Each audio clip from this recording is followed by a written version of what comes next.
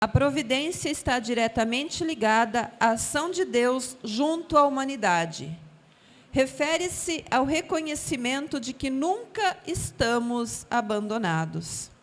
Deus sempre cuida de nós, fazendo-o por caminhos que não imaginamos e do jeito que nem podemos vislumbrar. Depois de colocada em Deus a nossa confiança, é colocada na mão de Deus e nossa. Para conduzir a reflexão deste tema, convidamos o reverendíssimo Padre Antônio Francisco de Melo Viana.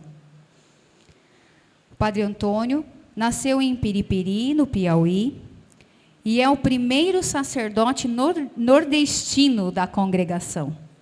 Formado também em psicologia, o Padre Antônio tem 43 anos de vida religiosa, sendo 37 de padre guaneliano. Atualmente trabalha em Porto Alegre como conselheiro provincial referente para o Brasil.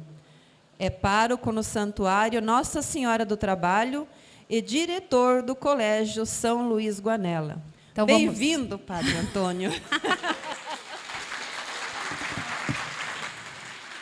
Estamos todos ansiosos por ouvi-lo.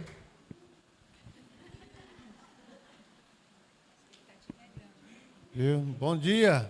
Bom dia. Vai ser um dia bem molhado. Eu gosto muito da criatividade. Então, o primeiro presente do dia, então vocês viram lá, acredito que todos perceberam que a criatividade, ela deixa uma mensagem muito significativa. Então, vocês viram lá, nosso encontro sempre pede bis. Quem ainda tem o bis?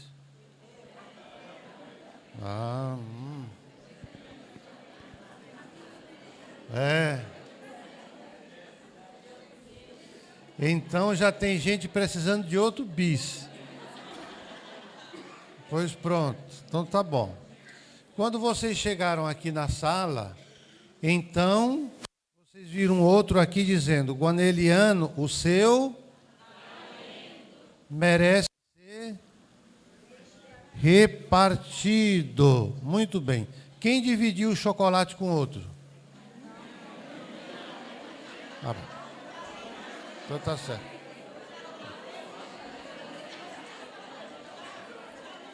Mas escutem. Escutem aqui. O que tem que ser dividido é o talento, não o chocolate.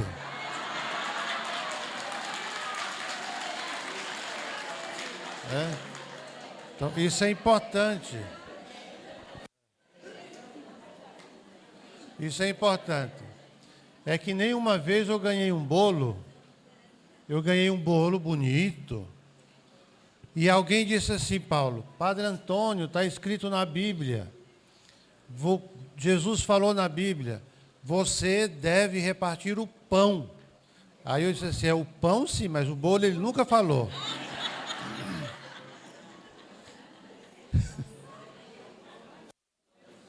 Veja, então são coisas interessantes. Então nós estamos no 6º encontro da família guaneliana. E aqui nós temos muitos guanelianos. Aqui nós temos, eu diria assim, a nata da família guaneliana. Não é isso?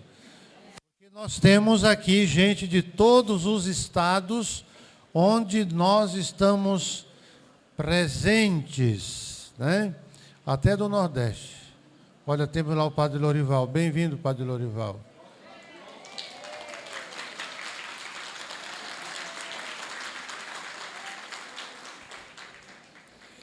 Gente, nós temos aqui duas irmãs que fazem 5 anos de vida religiosa. Quem são? Fique de pé, irmã, que é para todo mundo ver sua carinha. Muito bem. 5 anos de vida religiosa, eu também já fiz. Também já fiz. Agora, quem mais? Aniversário de quem? Nós temos alguém de aniversário aqui. Fátima. Viu? Dia 8 da Natividade de Nossa Senhora. Muito bom. Fica de pé aí para todo mundo ver tua carinha ali. Perfeita. Perfeito. A gente não pergunta idade porque diz que mulher não gosta de dizer idade, né? Não sei se é verdade. Né? Muito bom. Então, o tema que nós fomos contemplados é o tema abandonar-se à divina providência. Quando eu digo abandonar-me à divina providência, eu estou abrindo um leque vastíssimo, não é? De situações na minha vida, né? Inclusive de fé. Então, nós vamos aqui descobrir um pouco o rosto da providência. Melhorou? Isso. Então, a gente descobre um pouco o rosto da providência. Então, quando nós abandonamos a providência, nós estamos referindo a quê? Abandonar-se à divina providência. Nós falamos de quem? De Deus. A providência é Deus. Por isso que nós aprendemos com o nosso fundador a chamar a mãe querida de mãe da divina providência. A mãe da providência.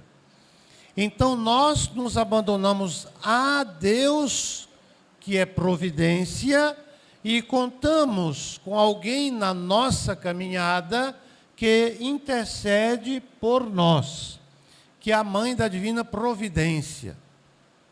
A intercessão é algo muito importante, porque, veja, nós temos os nossos irmãos, que nós falamos, os nossos irmãos, né, evangélicos, que diz que só Jesus Cristo é intercessor. Jesus Cristo é quem? Deus. A providência. Uma certa vez eu me encontrei com um pastor. Aqui é bom a gente dizer os fatos cotidianos que a gente se depara. Eu me encontrei com um pastor e o pastor me disse assim: eu não entendo vocês católicos. Aí eu disse assim: pô, diga aí o que você não entende, porque aí eu já lhe explico e você fica entendendo. Né? Se eu não souber, eu vou perguntar para o bispo. Se o bispo não souber, eu vou perguntar para o Santo Padre. Se ele não souber, nós vamos confiar na providência e ele vai dar um jeito. Né? O que você não entende? Como é que vocês dizem que Maria é mãe de Deus? Vocês sabem que isso é um dogma de Nossa Senhora, né?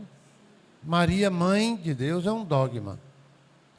Como é que vocês dizem que Maria é mãe de Deus, se Maria veio bem depois de Deus? Como é que alguém mais novo é mãe de alguém muito mais velho?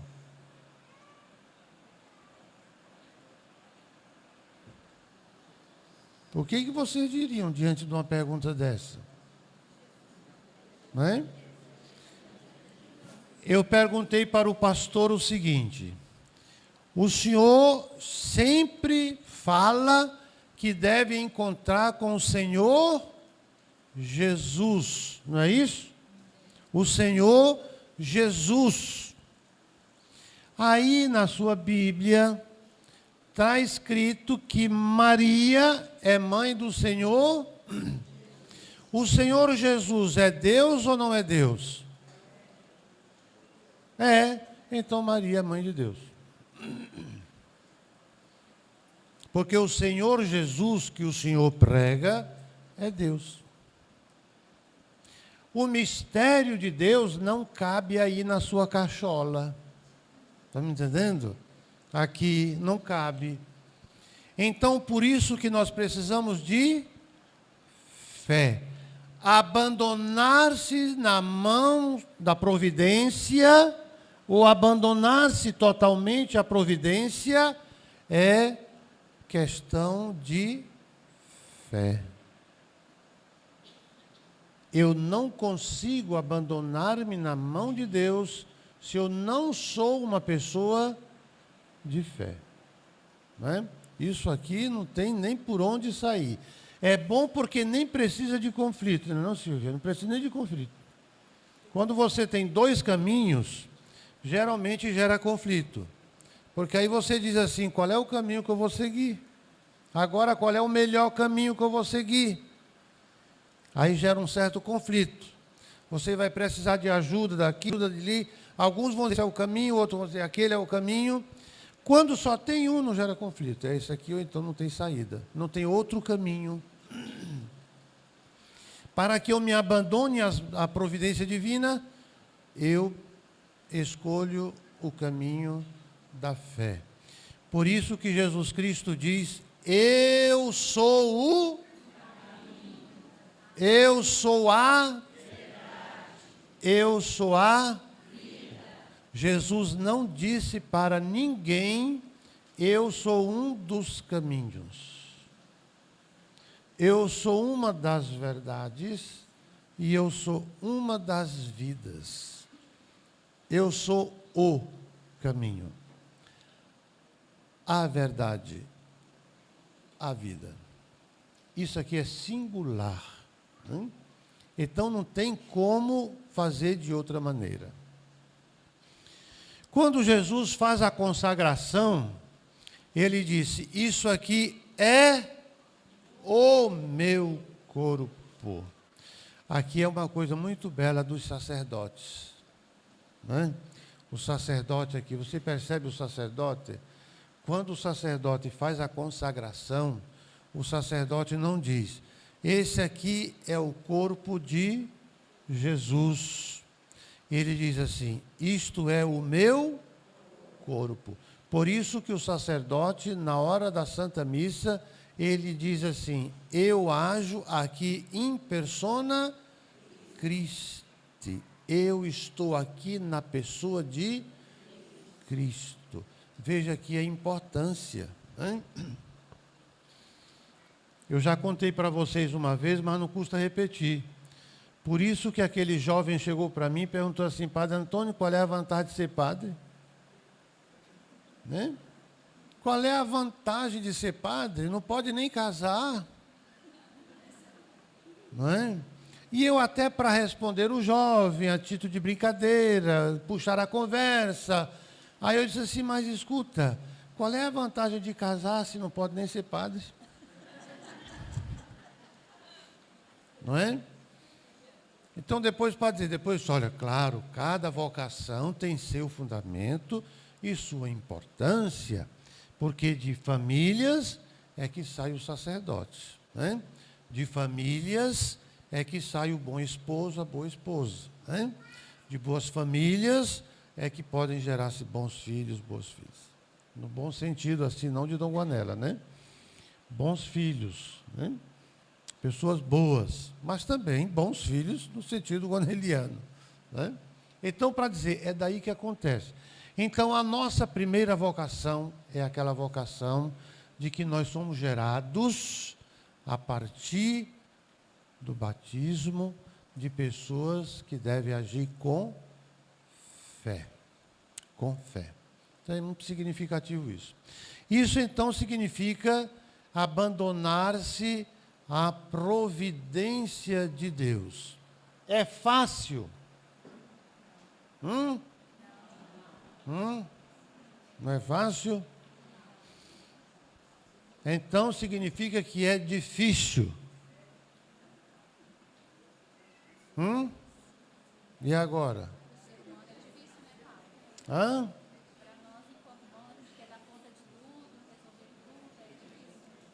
Abandonar-se à providência de Deus é difícil?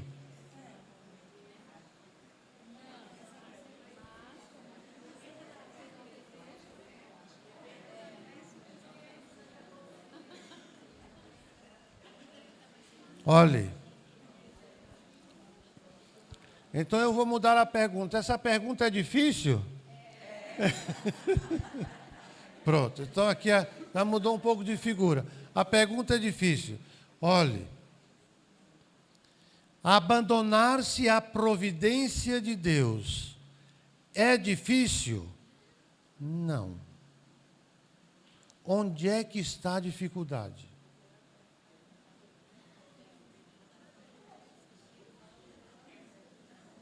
Não é isso? A dificuldade está em mim. E por que a dificuldade está em mim? Porque eu nem sempre me abro a esta ação de confiança. Eu divido o meu tempo, eu divido a minha mente, eu divido o meu ser em várias outras coisas aos quais eu estou inseridos. Ou estou inserido. A dificuldade está em nossa própria caminhada. Agora, abandonar-se a Deus. Quem tem fé aqui? Não. Não?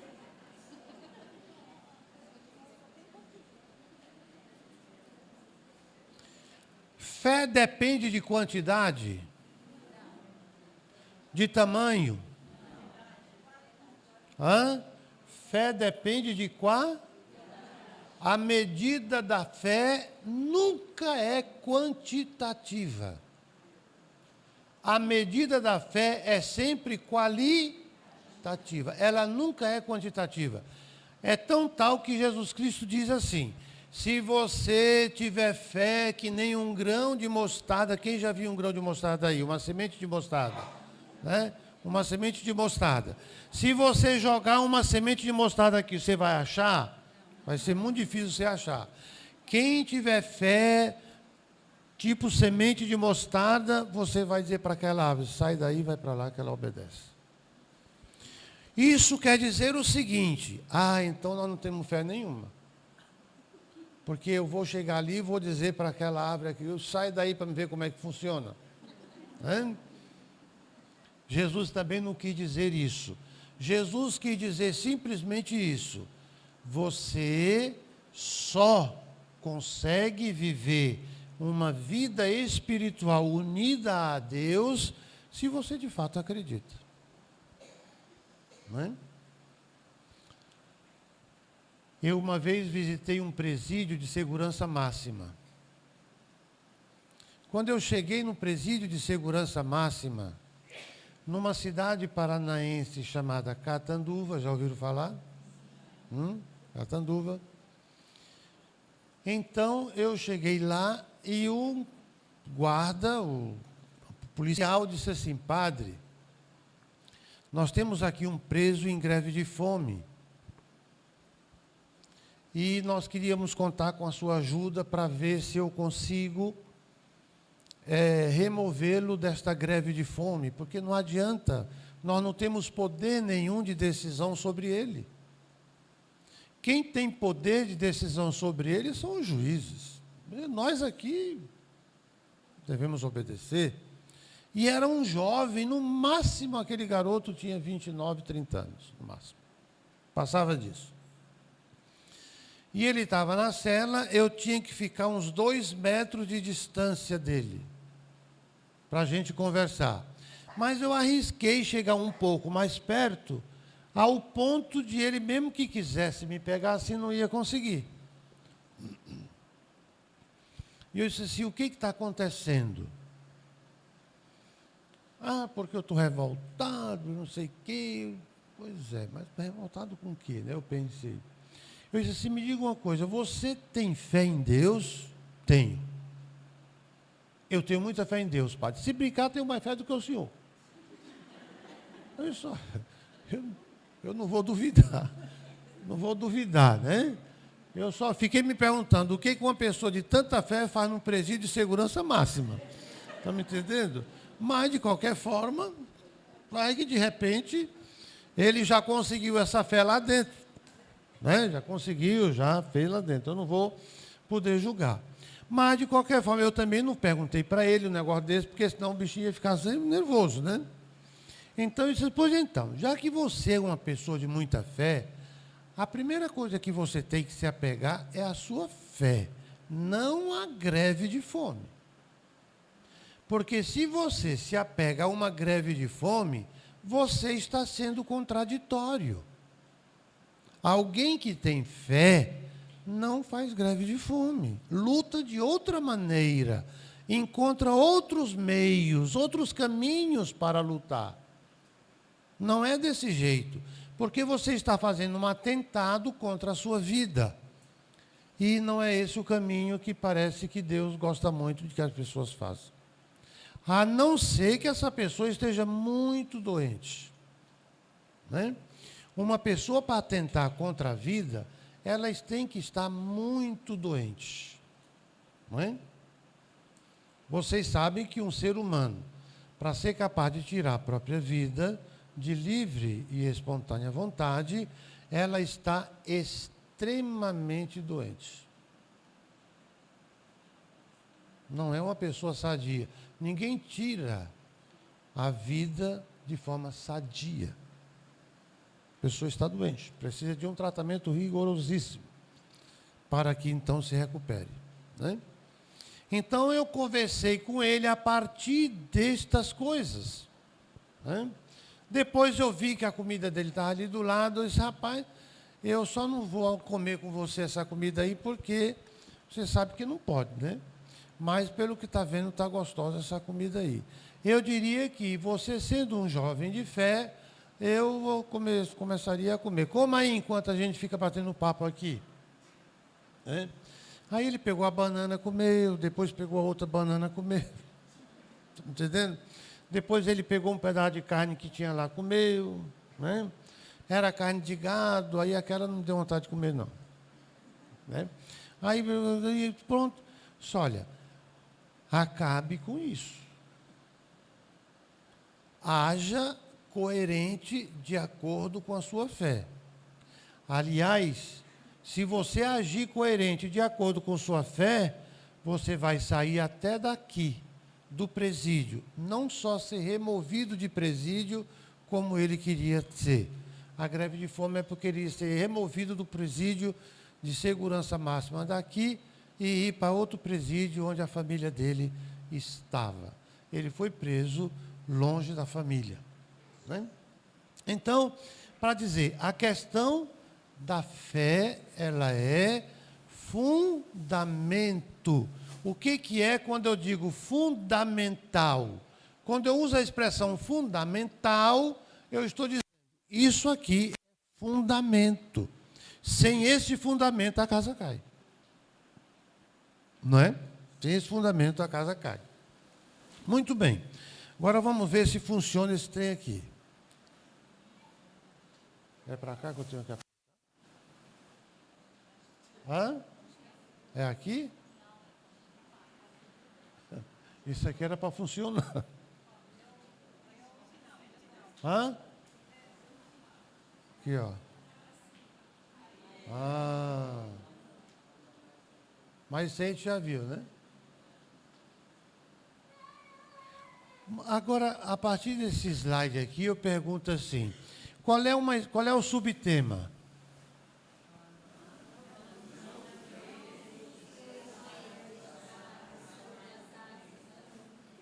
O que está sobre as asas da providência? O que está sob? Todo mundo sabe a diferença de sob e sobre, né? Todo mundo sabe. Então, quando eu digo nós estamos sob, então eu estou debaixo das asas da providência. Ou seja, essa providência de Deus cuida de mim. Pronto. Então, o subtema já diz isso. Essa providência cuida de mim. Então, todos os dias eu devo me perguntar. Pronto, eu continuo com esse aqui. Quando esse aí ficou bem, tá bem. É porque aquele microfone ali, ele não está sob as asas da providência. Está me entendendo? Então nós vamos continuar com esse aqui. Muito bem. Sob as asas da providência. Não vamos esquecer isso aqui. Sob as asas da providência. Não sobre as asas da providência. O que está acontecendo no mundo hoje? As perseguições, não é? As igrejas católicas, de outras denominações também, mas sobretudo a igreja católica.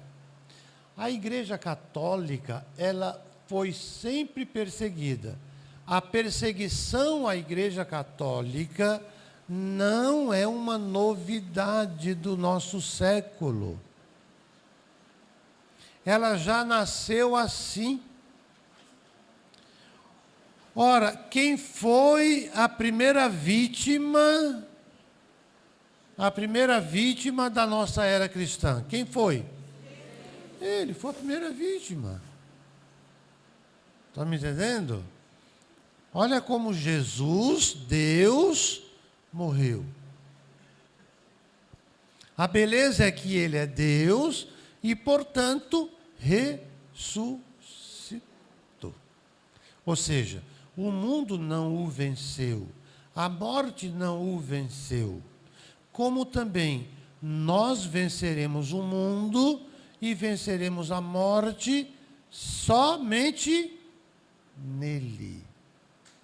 Não existe outra forma de vencer o mundo, somente nele, em Jesus Cristo. Né? Então, isso significa assim. Depois os apóstolos. O que a igreja sofreu? Né? Depois os seguidores dos apóstolos. Até hoje. Nós vivemos até num tempo relativamente de paz, diante daquilo que foi o início da igreja. Então, nós temos um espaço bom de evangelização. O que está fazendo o Papa Francisco? Né? O que o Papa Francisco tem anunciado, evangelizado pelo mundo inteiro. Agora andando pela Mongólia. Quantos papas já foi à Mongólia? Nenhum. Ele foi o primeiro papa a ir na Mongólia. Qual é a população da Mongólia? 3 milhões de habitantes? A Mongólia deve ter isso. Qual é a porcentagem de católicos na Mongólia? Cerca de 1.500 pessoas, é o que? 1%, sei lá o que, da população do país todo. Quantas pessoas estavam lá ouvindo o Papa? Muito mais do que isso estavam ouvindo o Papa. Porque a mensagem dele é sempre uma mensagem de paz. Né? É a mensagem de paz. Uma paz que só brota da fé em Deus, da comunhão com Deus, do abandono à providência de Deus. Qual é a idade do Papa? Quase 87 anos de idade. Ele está conseguindo caminhar direito? Não, não está conseguindo caminhar direito. Ele tem que andar de cadeira de roda. Ele tem medo ou vergonha de estar em cadeira de roda? Não, não tem vergonha de estar em cadeira de roda. As críticas que esse Papa sofre, muitas críticas por pessoas analfabetas catolicamente e que se dizem católicos. Quantas críticas sem conhecimento de causa, não é? Que existe em relação ao Papa. Ele está preocupado com isso? Vocês acham que ele está preocupado com isso? Por que ele não está preocupado com isso? Porque se tem alguém que se abandona à providência de Deus, está ali um. Vivo e a cores para todos nós. Ao vivo e a cores para todos nós. Está entendendo? Então esse é o sentido do abandonar-se às mãos de Deus. Agora aqui é uma expectativa. Uma expectativa, eu acredito que de minha e também de todos aqueles que estão participando, organizando este encontro. Quem consegue ler aí para nós? Eu espero muito todos tenham vindo para receber e também partilhar. O ser humano tem a alma do tamanho de Deus. Só Ele pode preenchê-la. Se o projeto de Deus é único e para todos, isso quer dizer que não somos concorrentes. Nós somos chamados para continuar o projeto que Deus plantou no coração de São Luís Varela. Todos nós, família valeriana, somos continuadores, não só das obras, mas também do Espírito fundacional. O que nos une é a vontade de caminhar juntos na mesma direção, com claridade. A dintra e a destra. Todo mundo sabe o sentido disso, né? Todo mundo sabe o sentido? Tem alguém que não sabe? Tem alguém que não sabe? A dintra, ou seja, entre nós, e a destra lá fora. Não é? Ou seja, não só entre nós guanelianos, família guaneliana, mas também lá fora, no nosso campo de evangelização e de atuação. Não é? Então, isso significa o espírito guaneliano ser partilhado dentro da nossa casa, da nossa família, mas também fora dela. A vida religiosa, não na vida consagrada, a vida religiosa, a nossa religiosidade, ela deve ser praticada. A gente diz muito isso, dentro da igreja, mas também fora da igreja. Não é? É isso que significa ali o que está dizendo. Então vamos lá. Eu espero muito que todos tenham vindo receber e também partilhar. Isso aqui é o que nós queremos. Não é?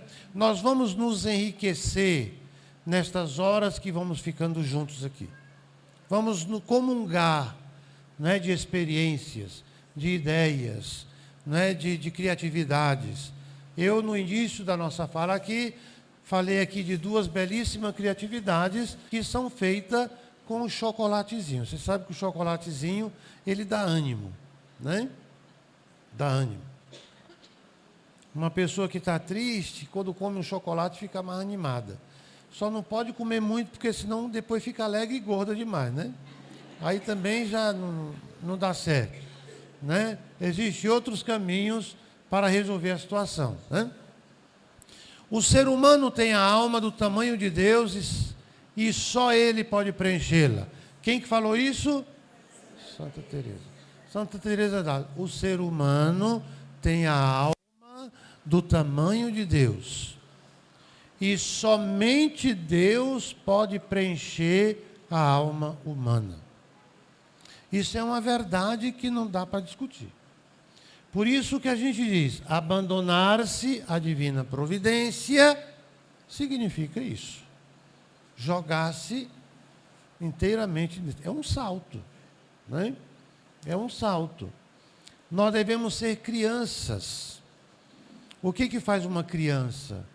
Né? A criança está aqui em cima desta mesa, vamos dizer que aqui é uma mesa, a criança está aqui em cima, o pai está na frente, ela tem medo de se jogar? Não. Ela não tem medo de se jogar, ela se joga. Ela se atira. Né? Pela confiança que ela possui no pai que está ali na frente. A criança, ela não fala, mas ela diz, eu tenho certeza absoluta que o meu pai não vai me deixar eu arrebentar no chão. Não é? Depois, nós temos, se o projeto de Deus é único e para todos, isso quer dizer que nós não somos concorrentes. Né? Não somos concorrentes um do outro. Dentro da família guaneliana, não deve haver essa questão de concorrência. Né?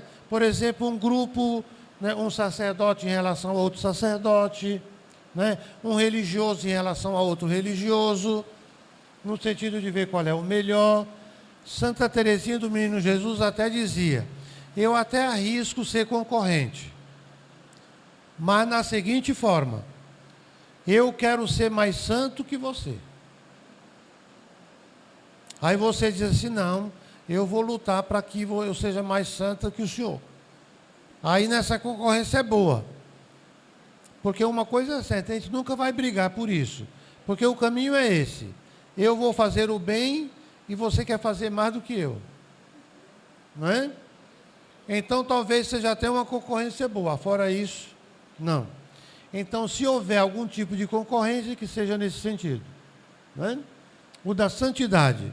Santa Teresinha do Menino Jesus, nesse ponto, era mestra nisso. Não é?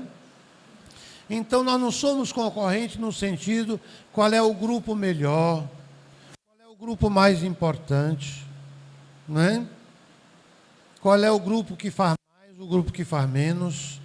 Nesse ponto de concorrência, entre nós, não deve existir. Não é? A nossa batalha, a nossa luta é sempre fazer bem. Eu sempre digo o seguinte. Hoje em dia existe aquele ditado que diz assim: o importante é ser feliz. Algum de nós já falou isso? Hã? Algum de nós já falou isso? O importante é ser feliz? Hã? Mas já ouviram falar? O importante é ser feliz. Não. Né, dona Antônia? O importante não é por aí o caminho. Né?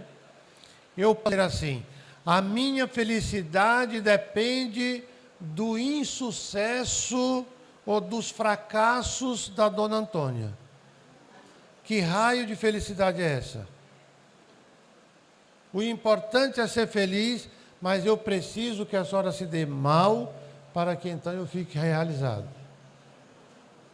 Então, o importante para todo cristão não é ser feliz. O importante para todo cristão é ser bom. Ser bom. Esse é que é o importante. Toda pessoa que é boa, ela é feliz. Viu? Ela é feliz. Felicidade não depende de insucessos.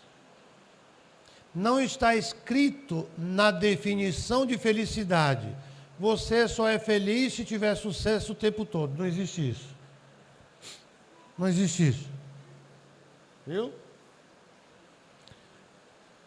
Se você é uma pessoa boa, vai ter insucesso? Vai. Vai ter fracasso? Vai. Vai ter queda? Vai. Vai ter perdas? Vai. Vai ter dificuldade? Vai. Não tem como ser diferente.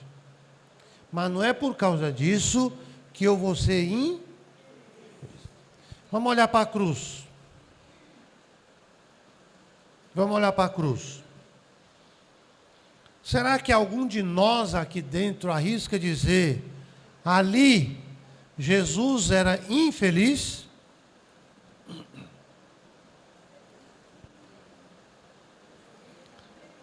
Qual é a pessoa infeliz? Qual é a pessoa infeliz que diz assim: Pai, perdoa-lhes, porque eles não sabem o que estão fazendo? Não é? Então Jesus Cristo jamais foi infeliz. Você acha que Nossa Senhora, quando acompanhou tudo isso, ela estava sendo infeliz?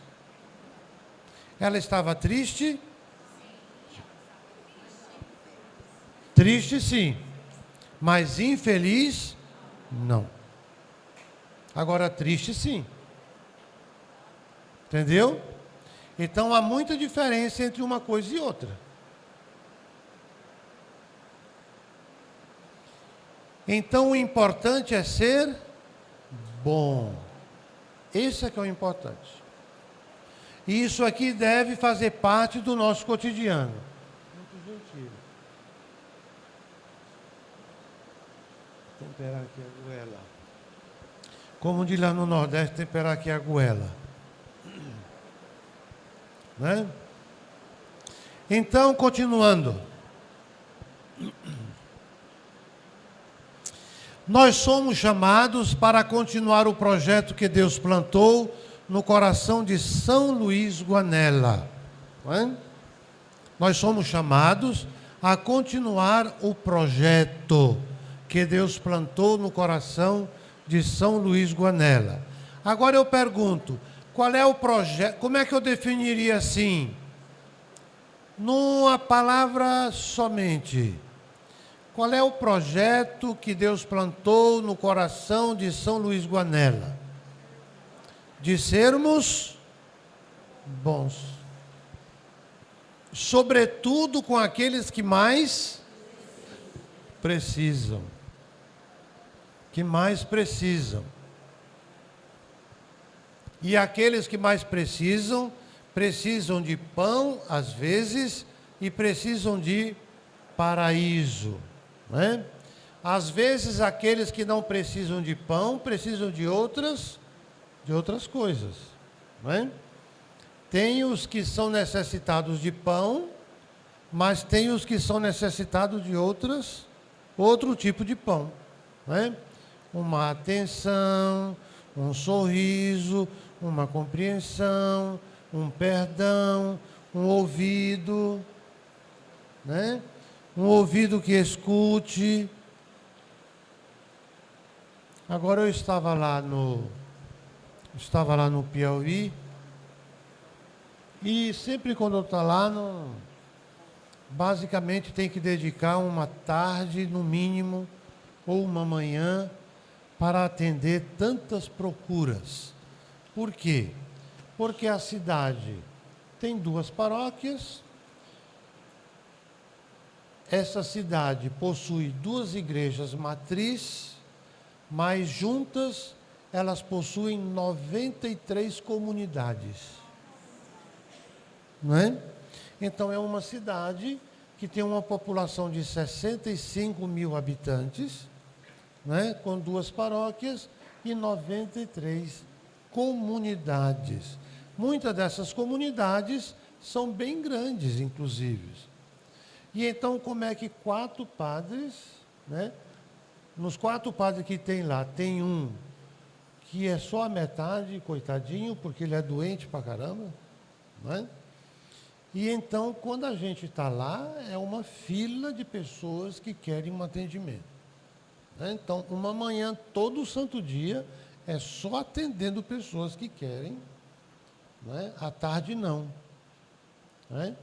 Porque aí, na parte da tarde, eu fico inteiramente à disposição da mãe. Né? Para médico, para cuidado, para levar ela aqui, levar ela acolá, né? Atender e tudo mais. Então, teve uma pessoa que disse assim, padre, eu preciso conversar. Pois venha, tal hora. Aí ela chegou 8 horas da madrugada. Né? Chegou 8 horas da madrugada. E eu sentei assim numa sombra, ventinho agradável, e disse assim, pô, não, me diga o que é.